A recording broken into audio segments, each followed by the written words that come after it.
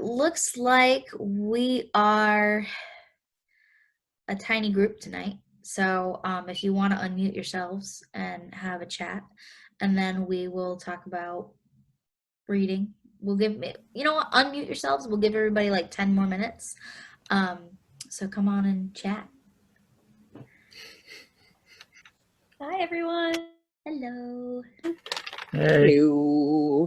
Hello. Andy, did I cover everything you think? Was there anything else we need to talk about? Tidings, digital copy, possible RGD. I think everything is pretty much covered. Rituals refund. Ritual free fun. That's a good one. Oh, actually, no, I did have a second thought.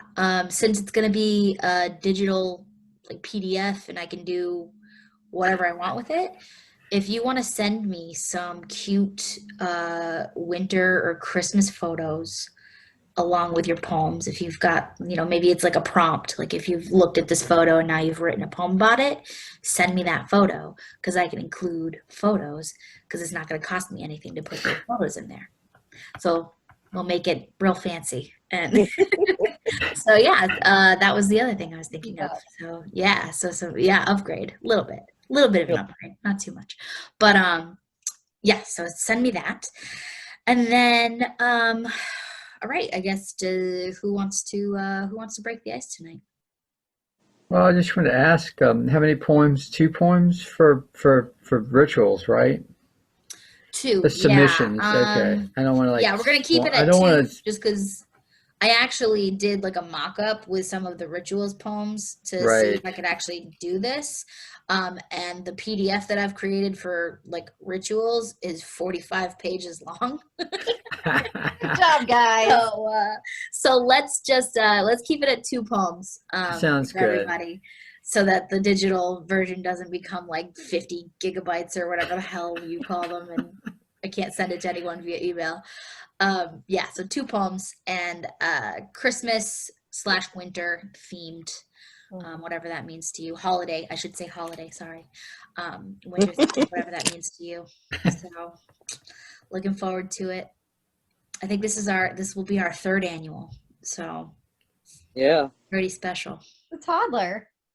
I know, like walking around and back talking and stuff. Being difficult and so as in fashion, it is being difficult. It is being difficult. And rituals is terrible too, so that's not surprising. Terrible.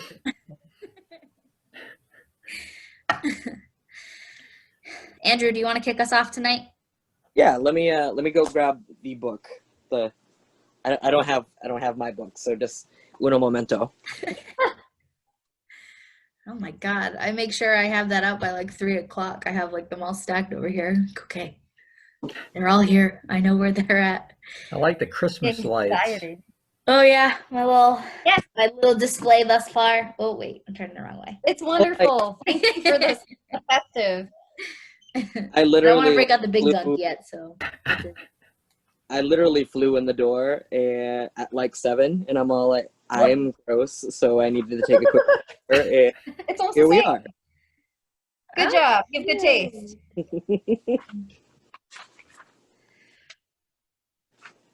So I should have that bad boy in here.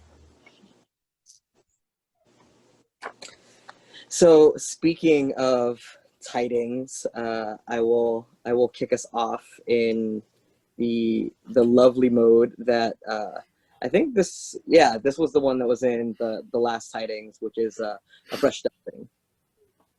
I always used to think about the first snow for snow days, wanting it to snow on Christmas, wanting to go sledding, almost dying on a sled on a giant hillside at DW Field. I still hate the cold of winter, but have always enjoyed a fresh snow before it becomes gray matter. Its serene stillness coats everything, makes you want a coat you don't have, want to buy coats for people that don't have them, wanting to have the coziest of gloves and hands to hold. While you stroll the stillness of lit nights, I vaguely remember Santa's Village in New York. I have so many embarrassing Christmas photos and albums that are no longer mine. Time lost to time, to divided houses, to crossing state lines. It all melts away eventually. But that fresh snow still reminds me of hopeful youth, of days that were consumed with wanting to get a tree, that a fake tree just wasn't good enough. That decorating was part of tradition, the tradition of shared meals, that shared cultures. Lumpia and lasagna, pancit and parmigiana, halo halo and tiramisu. My melting pot, my longing for family, my longing for my own traditions, my longing for laughter. Hers, not mine. Time lost to time. Thank you.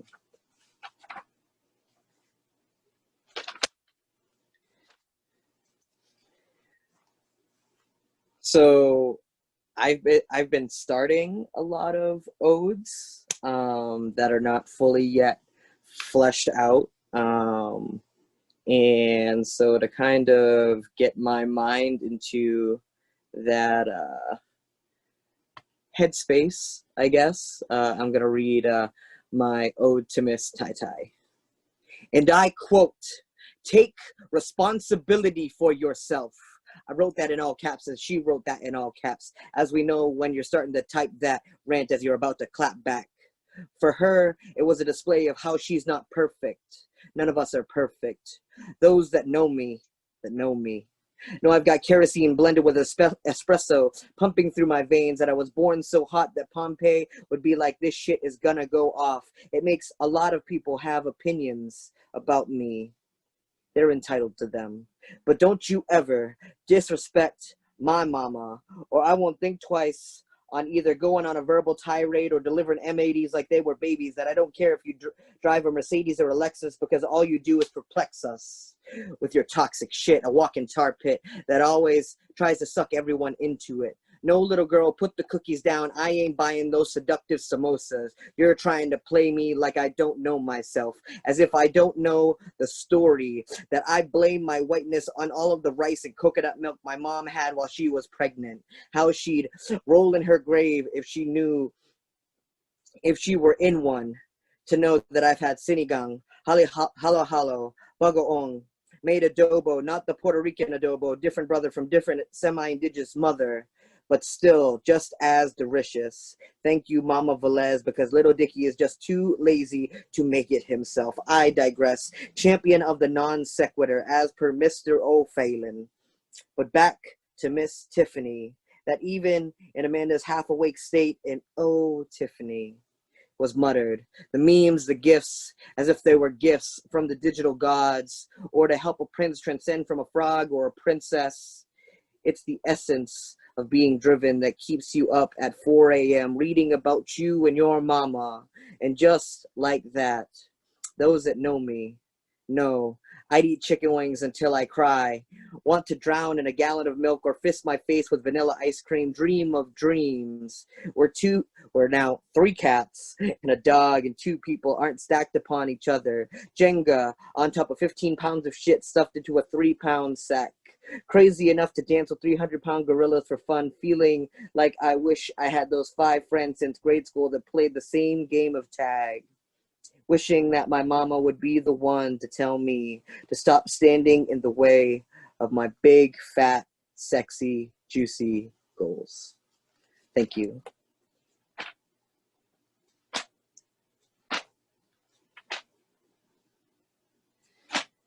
And so to close up my first round here,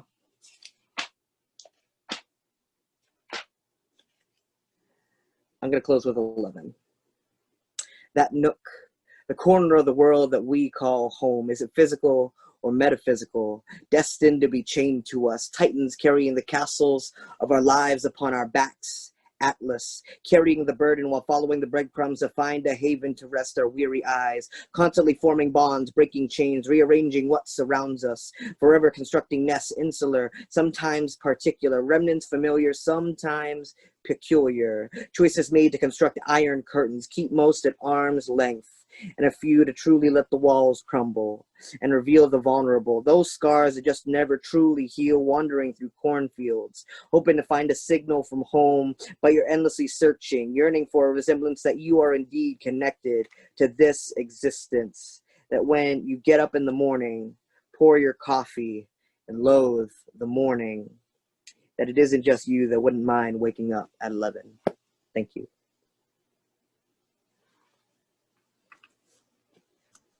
Thank you, Andrew.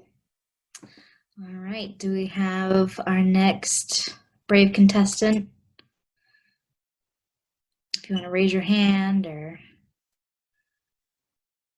Kevin, you good?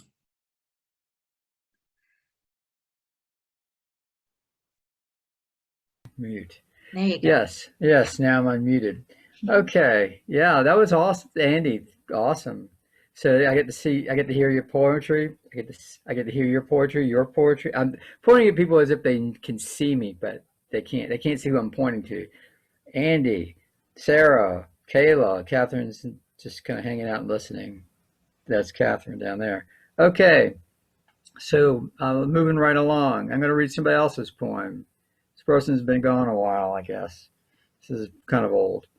That's okay. This relates to another poem of mine, which I read later. It's a good poem. It's not super upbeat, but hey, it's fall. So what are you gonna do? Shoot me, leave me out in the leaves, or we had some snow, but forget that. I digress. So this is a Gerard. Excuse me, I keep saying this guy's name wrong. Gerard Manley Hopkins. Yes, that's his name. Spring and Fall is the poem. It's short, it's just a few lines. It's to a young child. Margaret, are you grieving over golden grove unleaving? Leaves like the things of man, you, with your fresh thoughts care for, can you? Ah, as the heart grows older, it will come to such sights colder by and by, and not spare a sigh, though worlds of wan wood leaf meal lie, and yet you will weep and know why. Now no matter, child, the name, sorrow's springs are the same, not mouth had nor mind expressed, what heart heard of, ghost guessed. It is the blight man was born for. It is Margaret you mourn for. So that's that upbeat poem. Oh, hey, Anne, it's good to see you. That was Jared Manley Hopkins. I was reading somebody else's poem just for the heck of it, just to kind of warm up. So that ain't me. That's Hopkins. All right, so goodbye to that. Moving right along. Okay. Wow. Screen's getting so many people now. It's like, oh. Anyway. So this is something I wrote not very long ago. There's a story behind it, and the story is probably more interesting. But what are you gonna do? Trust the poem, not the poem poet, whatever, something like that. This is called Mid-Leaf. Excuse me, that's kind of funny. Mid-fall leaf bark. Blowers steady, engine rev. Three-legged Lexi, neighbor cousin dog, telling Cerebus with his many heads to go to hell. What can cohort Snickers add but to call to kinsman dog 2 yards away much the same sounding bark? Raking the many, sometimes giant, gold leaves off lawn and ivy onto tarp, blue outside, silver in, till it will not lift but drag the woody lot, and high thorn brush where leaves'll stay. No rain yet, nor any of then young Margaret's tears from G. Manley Hopkins' spring and fall. What poet Professor Orr recalled with chapel ginkgo's yellow, spilling over all. So that's the end of that poem. That's poem 2. All right. So this is another one. I don't know how long this is. I don't know what's going on here. This is just called "Not Going Out." There's no English poem that prefaces it in any way. It's just one of those things. Not going out. Just inhabiting the usual costume of the quotidian. Yep, totally human here. Totally. Anyone or thing moving or still could be that outfit of the mind. Marcel Duchamp is pull-start lawnmower that sputters without cranking. Kurt Schwitter's in a neighbor's free box, those Santa mugs nobody wants or needs. The tossed-out rake in its progress in rainy waking for the morning pickup. Pauline Oliveros is fuzz and difference tones between AM stations. What Zeno's phone can only approach. 3 bars, etc., and so on. Our American Harvest, Samhain. Excuse me, I'm going to say that word wrong. Samhain. Hell's Eve, thank you. Some almost frightful days. These chains we forged. Here and there and everywhere. And yeah, sure, nowhere. That's it. That's it for me. We can move on. Oh, thank you. Bless you all. You're kind. Thank you, Kevin. And thank you for the correct pronunciation of Samhain. That was awesome. I got it right. Of my life. Yes, you did. Biggest disappointment of my life was when the new Sabrina the Teenage Witch show pronounced it Samhain. I was like, no, you've been so good thus far. So congrats. Good job. All right. Hi, Anne. Welcome. We've had Andy and Kevin, and so if either of you, Kayla or Anne, would like to read next. But I do have a quick question. Does anybody in the room have small ears? Smaller baby ears in the room? Like, are there any babies in your rooms? You're good? Okay, cool. Because my poem has a lot of vulgarity, so I just wanted to make sure that we're all good. Okay. So yeah, if Anne wants to read next, I will.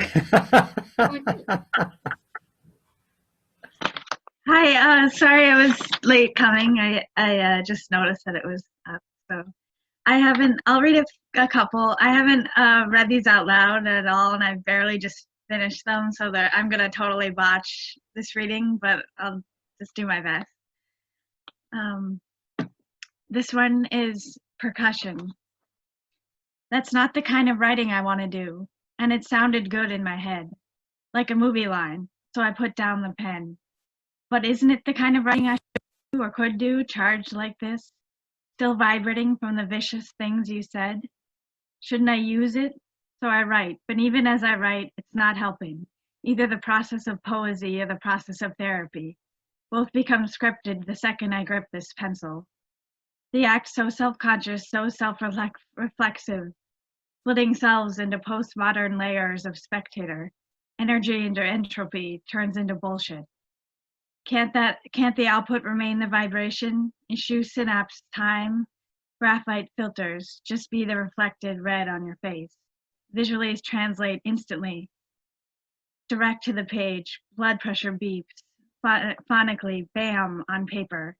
See, I would never use the word phonically in real life, genuine sentence.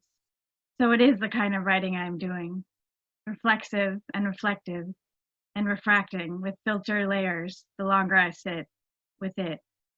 Less authentic, heavier handed. Tomorrow rage could turn to self-pity, to pathos, to the romantic hurtling on lined sheet. I am sitting on a stool, hunched, notebook on the kitchen counter, under dim light, bad conditions, not conducive to the process, maybe. But should the poet be physically comfortable, or should writing be necessary? An act of desperation, not so desperate with the extra step of moving outside oneself, looking onto the poet. I'm not the poet. I am me, desperate, in search of me, of reckoning, to pen, to stamp, to out what wasn't said, what I would have said better. If I want recognition in Hegelian dialectic, you are the dominant, but you'll never be recognized the way you want to be recognized. You are the dominant because I let you. You are mean because that's your style. My string mastery can never be recognized. If you knew, if you saw inside yourself, outside yourself, it would ruin the game. Ha, I have stamped it, and you didn't see. Isn't that the writing I do here? It's there, what I wanted to say. It has use, what I wanted to do, in my slight hands.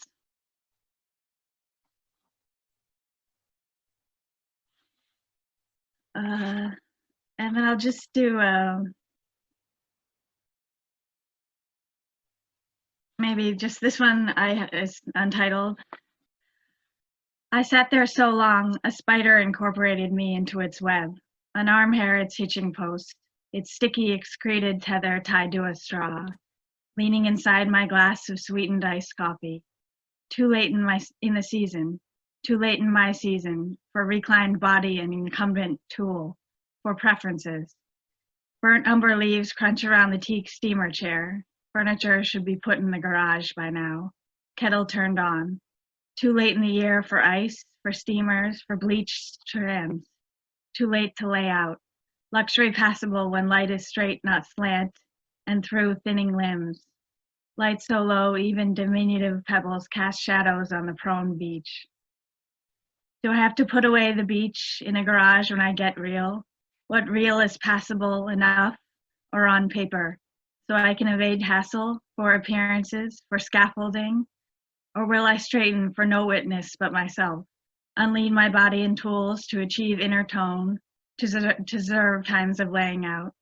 Hard to know when even insects industry doesn't judge. Doesn't care if you wear a bikini in October or use a straw in the afternoon or still.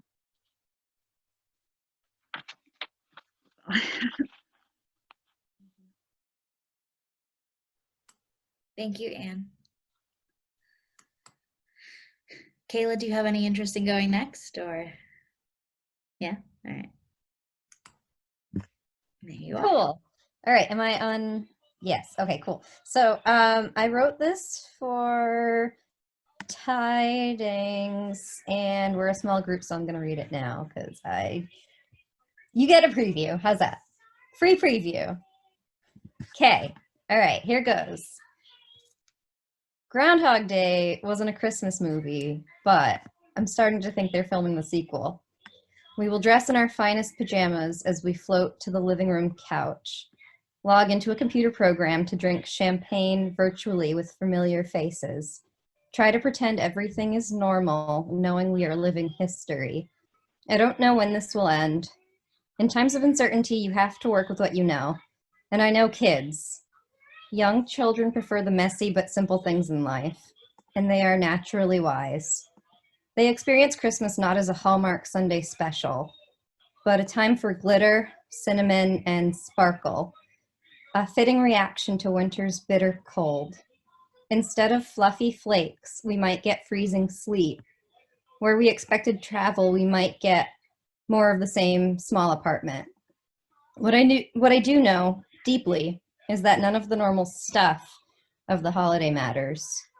We are here together now, and we make the best of things, as we always have. We will make magic, spin silk into gold, turn another lonely dark night of winter's death into a celebration of hope, add extra sprinkles to the cookies, chocolate chips to the banana bread. Do not let your fear of change extinguish the simple joy of being alive to life's limitless expansion. Just be, experience childlike wonder. And that's that one. And then I guess I have one that I wrote last year around this time, and I'll read that one. All right, it's called 10. There was a leak in the foundation of that old white house. It was always there, gaping, gasping. I tried some cement, but it was impossible to do the job alone. We never fixed it. We just kept going. The crack got bigger, split in two. The puddles settling into familiar shapes on the cement floor. Withdrawal into a shell until, a cynic to believe in fate, a child awakened by a sage. I know nothing. I know everything. Water leaking down into dreams, down the stairs, underground, underwater, compelling me to find the source. The water turns to fire, undulating up my spine, retching, writhing. I wasn't sure I was ready. I guess nobody is ever ready. I can't stop it. I won't try. Transmutation is painful. The reward is gold. And that's it. And that's what I have for tonight. Oof, that was a roller coaster. Like, you know, when they pull the brake on the roller coaster on you for that stop? That's what that ending was, Kayla. That was excellent. Thank you. Love that one. I loved your tidings one too, but that one was excellent. Okay. My turn. I wrote this last month, but I didn't have it in time for last month's open mic, which I kind of wish I had read it then, but better late than never, right? And all right, so the first one I'm reading is the one that if you have small children in the room, they need to not be here, and or throw some headphones on. I'll try not to be too loud. Okay. Okay, so the title of this poem is What I Have Called Donald Trump Instead of President These Last 4 Years. Bonehead, asshole, fascist, Captain Chucklefuck, future world's ugliest oil painting, bigot, Sephora's clearance section, ugly ass, broke ass, illiterate ass, lying ass, Costco brand Hitler, this fugly bitch, Trumpty Dumpty, dumb motherfucker. Did I say fascist already? I'll say it again. Fascist, fascist, fascist. Tax evasionist. The emperor with no clothes and no cash. World's worst grandpa. Draft dodger, loser, fascist.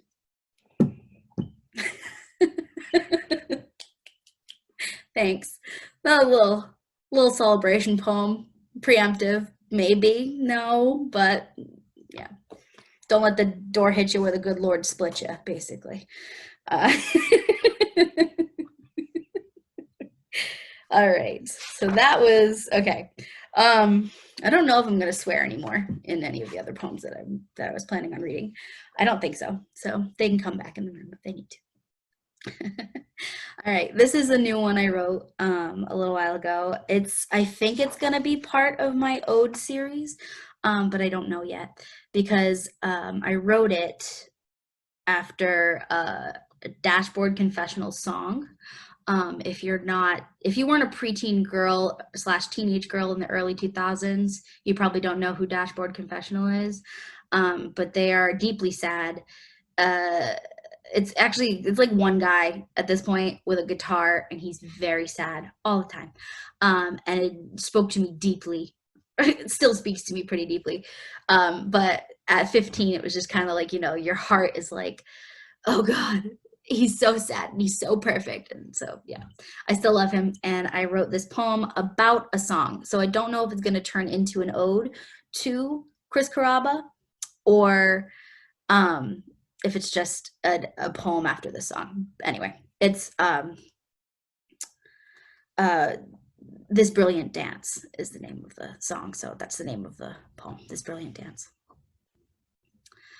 I am 15, weeping into my pillow. Poor little heart yearning for something I don't understand.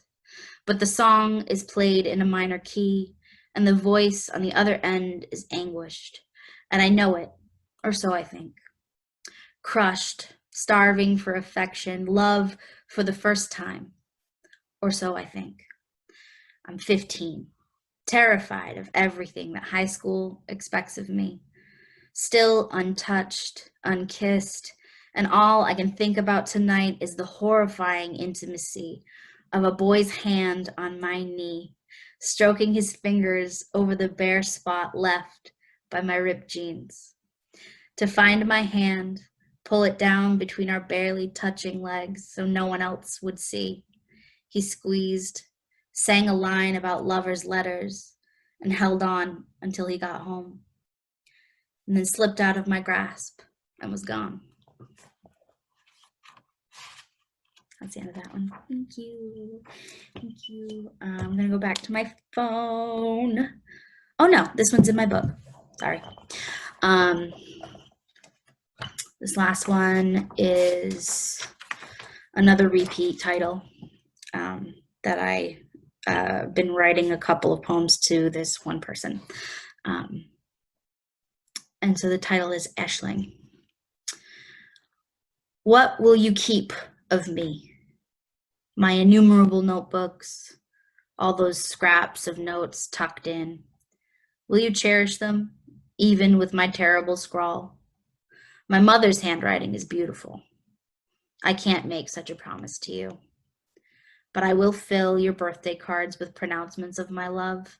You'll throw away years 10 through 21, I know, and you'll deeply regret it at 25. I never saw myself alive past 25. Another thing I won't want you to inherit. I always questioned how I could keep going in the state I was surviving in. And then I fell in love for the first time. And once that happens, love, a lifetime doesn't feel long enough. The heart keeps stretching, pulling in more. Love, pain, there's just so much room. Why should I burden you with this? Memories, legacy, my birthday, our wedding anniversary, my favorite coat, my rings. How can I, knowing the knot it makes of the insides, the clawing of grief at the throat? No, sweet girl, I won't do this to you. A gift of life with the weight of me well after I'm gone.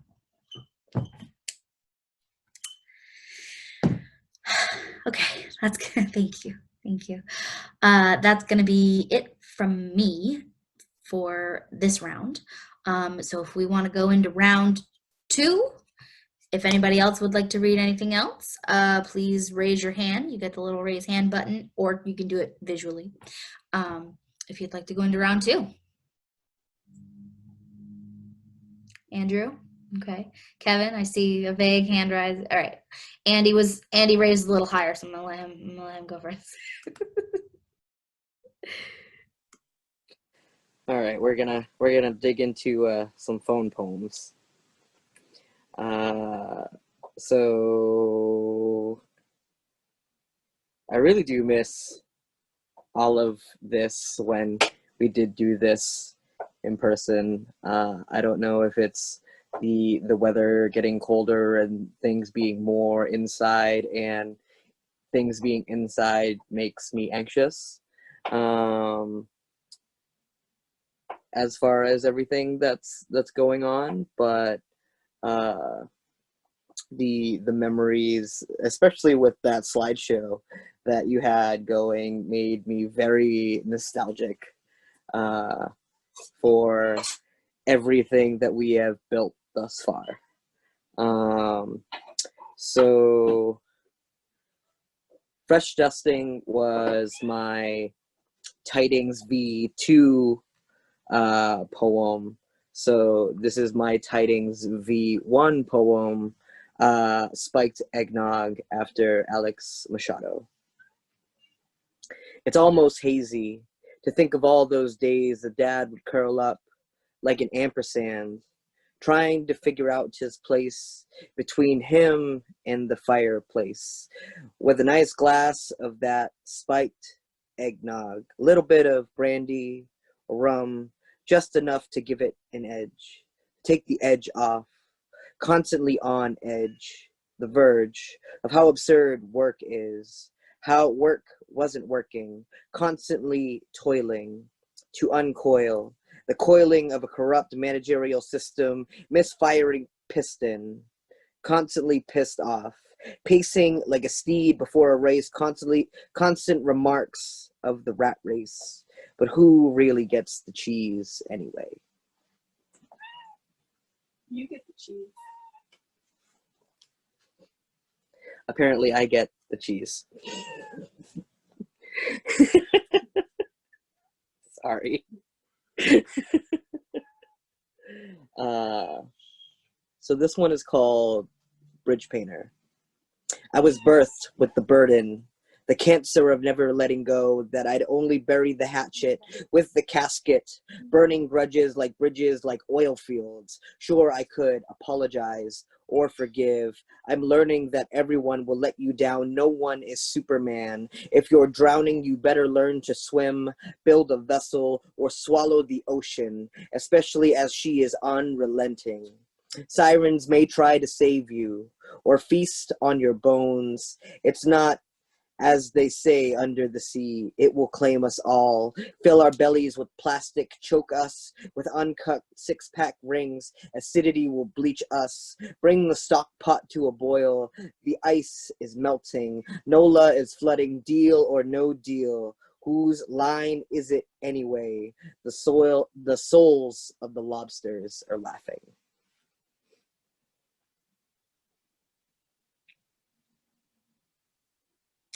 And I'm going to end on hindsight. Those winding roads that led us to smoking pits, that we had to look behind us to find them, may as well be my first real memory of barbecue culture. And on the long list of experiencing food with you, that you taught me how to make banana bread before I could reach the counter, standing on a chair to help you show me the way.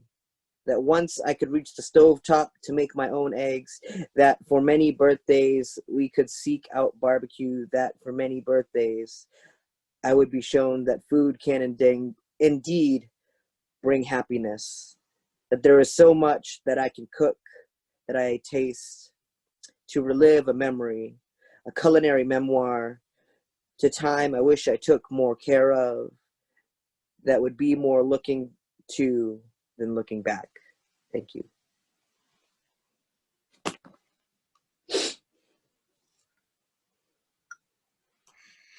Thank you, Andrew.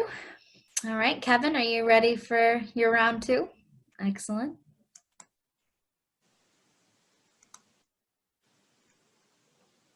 Mute. I think I hit the right button.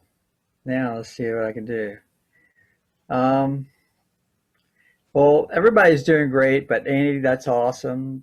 The lobsters will indeed inherit the earth, or something of that. But I guess that's maybe good and bad. Sorry, I shouldn't really judge. The lobsters don't really need me to intervene on their behalf. They know their own minds. So I'll read. This one's called "'Tis the Season." 'Tis the season, here's the legion. Should anyone wish to manufacture an online identity in no way adjacent to their own. Microbrew CTO hoping to use more hops than land can bear in one mugful of crafted draft. Breakfast food influencer inappropriately themed running shoes. Constant gardener with kids, pets, and future. Grasshopper stowed for winter. All those exist already in profusion. Again, ignoring Aesop. Inner loofah now dust flavored. Nonverbal agreement being like a frisbee and asking a retriever to play, not caring what we say. Retrievers thinking, great, you've got a frisbee, let it fly. So it goes. Keeping it together and apart. Don't be too quick to confuse broadly applied public policy with closely held personal belief. Hey, if one can help it. Yours truly in pragmatism. That wholesale Objectification of one's own private notions is getting tired. Good luck, humans. Emulation mode is on. So that's, I'll give you the cut. Oh, thank you. So somehow that reaches, that's an outreach to various creatures. I won't play favorites by mentioning them this time. All right, so this one's called Spoiler Alert. Lord only knows what this is about, sort of. I kind of do, sadly. And the fact that you won't will be maybe to your benefit. Spoiler alert. Friends said no dice, understandably, as movies bit of a reverse march in like a lamb and out like a lion, turning some hard Tarantino-ish corners in the monster cadre versus monster cadre scenes towards denouement. Honestly, even early watching and later on more so, the supermarket back alley sing-song of young women coming to the canyon by way of Spawn Ranch, hitching and dumpster diving, and well, that's some real scary. Some vision out of Dickens' Doom and whatnot, in that near Novemberish way. Sometimes it's the birth of the creatures, the transformation scene that sells a horror film. Then there's Goulet singing MacArthur Park, hard into Manic's opening credits, big action split screen with jazz waltz theme, which helps like instant mac and cheese.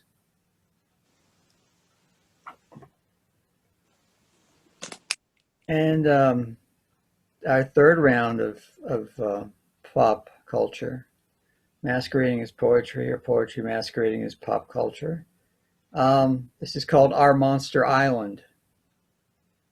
Watching this for the third or fourth or whatever if time, losing track, my fave new Halloween movie wherein one bunch of monsters wipes out another. Hooray for better stories, plus timely.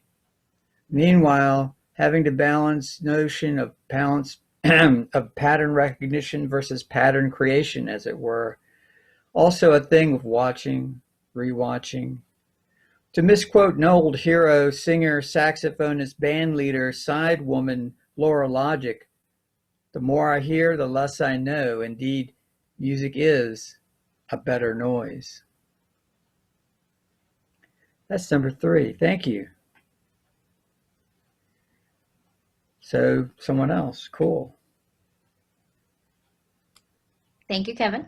You're welcome. Thank you. Anybody else for round 2? Anne? All right. There you are.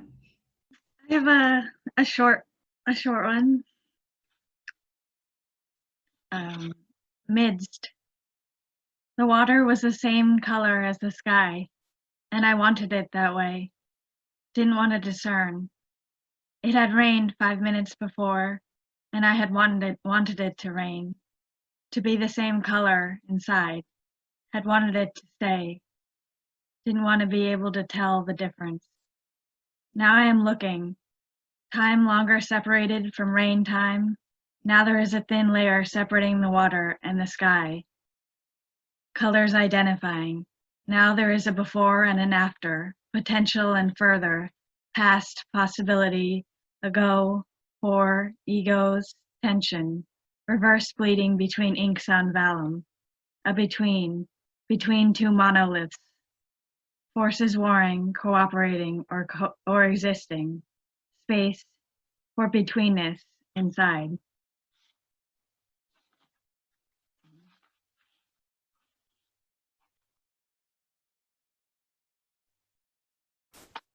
Thank you. All right.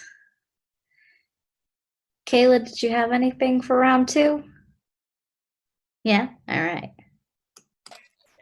Okay, so I'm going to read this poem from Ruby Carr because it's good, and then I'm going to read my poem from Tidings last year because why not? Oh, hello, I have a child. Hi, okay, she went away. Okay, great. All right. for the love of my life, I am trying my best to have hope. I'll keep greeting each morning with an I will when it feels like I can't. I will, I will, I will meet a day that will melt me. I will move, and the sadness will fall off my shoulders to make room for joy. I will be full of color. I will touch the sky again. And that was Rupi Kaur.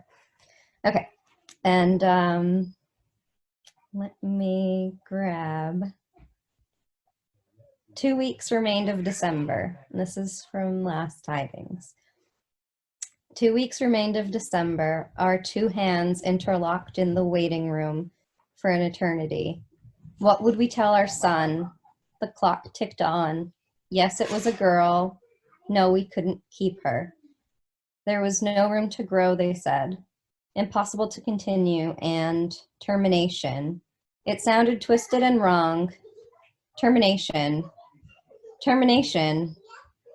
But then, a Christmas miracle of sorts, Amelia Joan, the great survivor, had clung on with her dear itty-beating heart.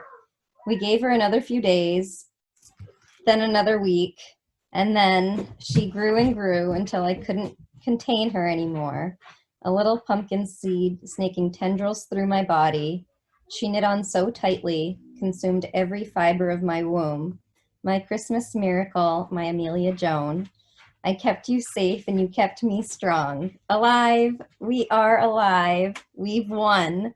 And here she is sneaking some candy.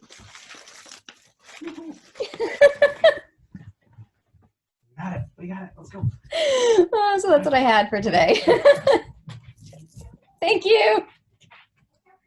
Thank you, Kayla. That was awesome. Good little cameo, too. Got me all emotional. Oh, God. Okay. Well, in the spirit of reading old tidings poems, y'all want to hear the greatest hit from last year? Yeah, all right. Oh, we have a new face joining us. Hang on. We're all like eagerly waiting.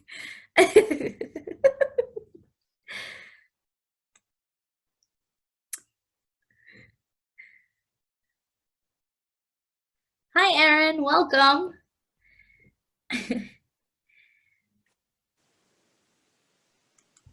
There we go. Hi, Erin. Oh, yep. We're actually in the midst of our second round of poems. Were you hoping to read tonight? No, I'm actually just hoping to listen in tonight, if that's Cool. okay. Yeah. Sorry, it looks like I'm sort of connecting. There we go. Hello. Welcome.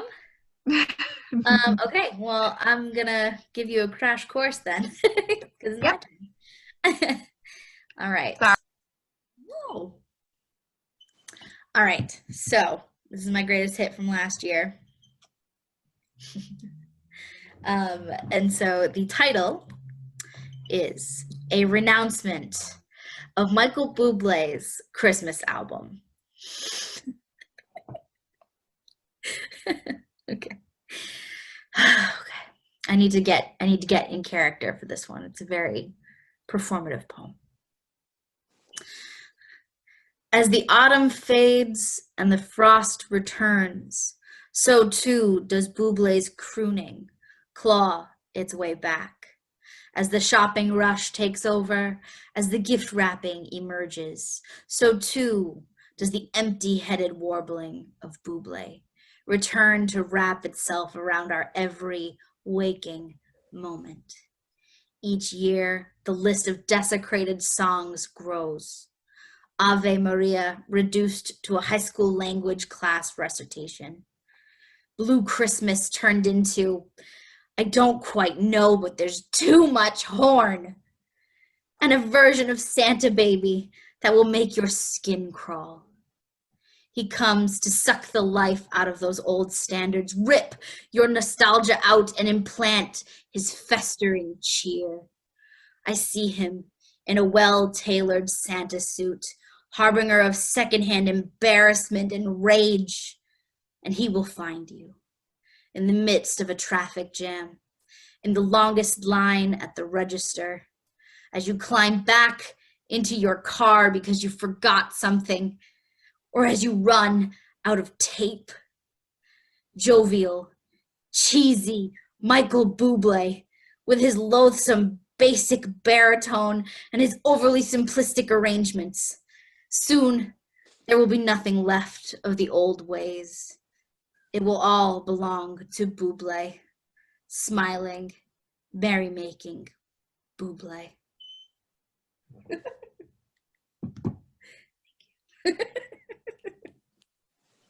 Oh, God. I tried not to yell. Like, I yelled a lot when I read that out loud at the release, and I had to keep it a little toned down because I'm in my apartment and didn't want to scare the girls upstairs. And then very quickly, I have one that I wrote last year, but I didn't end up submitting to Tidings, and I think I might just like tweak it a little more and submit it this year, but we'll see. This is, okay. I'm sure some of you have watched Home Alone 2 with the old lady who lives above the music hall. And I always was like, oh, she's cute, she's nice. And then as I got older, I was like, oh, she's painful. she is painful to connect with at this, in your old age. Old age being a relative term. So I wrote this thinking about a Christmas that I spent super brokenhearted. And so that's what this poem is about. It's called Merry Christmas, Kevin. Christmas Eve, the calm and the quiet, a night of champagne and Christmas carols, too much food and homemade fudge. Home to my glittering little jewel box of an apartment. Kick off my heels, straight into PJs. Sinatra spins soft and slow on the record player. Fix an eggnog, wrap the last few presents. My heart might still be broken, but it's not gone. It all just feels so fresh in this warm afterglow. Tuck myself into an empty bed and wake to the sound of church bells tolling out the first Noel. Thank you. All right, that's it from me. Does anybody else have anything to share now that we have a new audience member? If you want to read something fresh. I don't know if it's fresh. I'll go for it. You're always fresh. What are you talking about? Well, this one is especially fresh, so I guess that that falls in line with our theme here. I guess I will follow Sarah's suit. Kayla, do you have little ears around you? Okay. So this one is called Monarch. I believe that I also submitted this for Tidings last year. I can see obviously why a fresh dusting is better than Monarch, but this one still has a very special place for me. So again, this piece is called Monarch. I fucking hate the holidays. Don't get me wrong. It's not that I don't enjoy spending time with people I want to spend time with.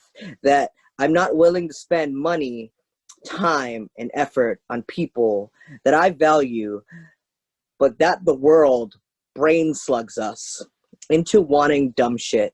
That subscription box, that Peloton, or a mirror that will change your life.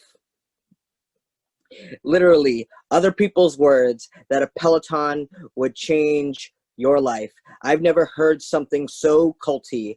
And if I'm offending, I'm sorry. I don't know the microcosms within your life.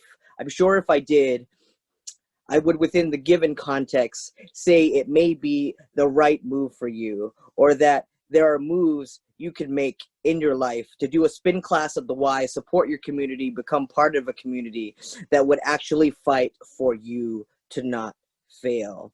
We're human, we're fallible, and I'm not saying you'll fail, but life does happen. Ice skating, soccer, vet trips, hospital visits, funerals, all variables to the equation that we do not see until we are trying to balance them. I'm not saying it's a tightrope or a trapeze, but maybe more a weighted scale that you're trying to convert just right grams to ounces as to what might amount into something beautiful, transcendence, from chrysalis to winged wonder. I always wonder if they dream before they are reborn, after they have had to break down one physicality into a different state, rearrange, reassemble, reform into something new, something inconceivable until present becomes past and moment, hindsight.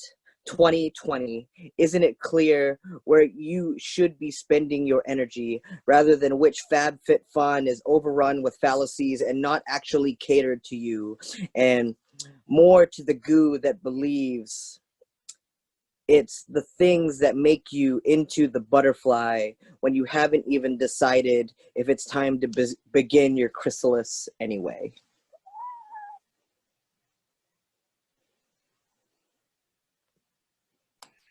I actually remember you submitting that, and I was like, that one's too mean. Mostly because I knew like 4 people that were getting Pelotons for Christmas. I was like, Hey, do it. so Can't do it, Andrew. I listened to Jammin' in the morning, and literally they were talking about Peloton because apparently Beyonce had signed on to have her music catered to classes, because before like they got into a big like lawsuit about like obviously not paying to use certain music in their classes. Mhm. So apparently the Queen Bee signed on, and it's a huge thing.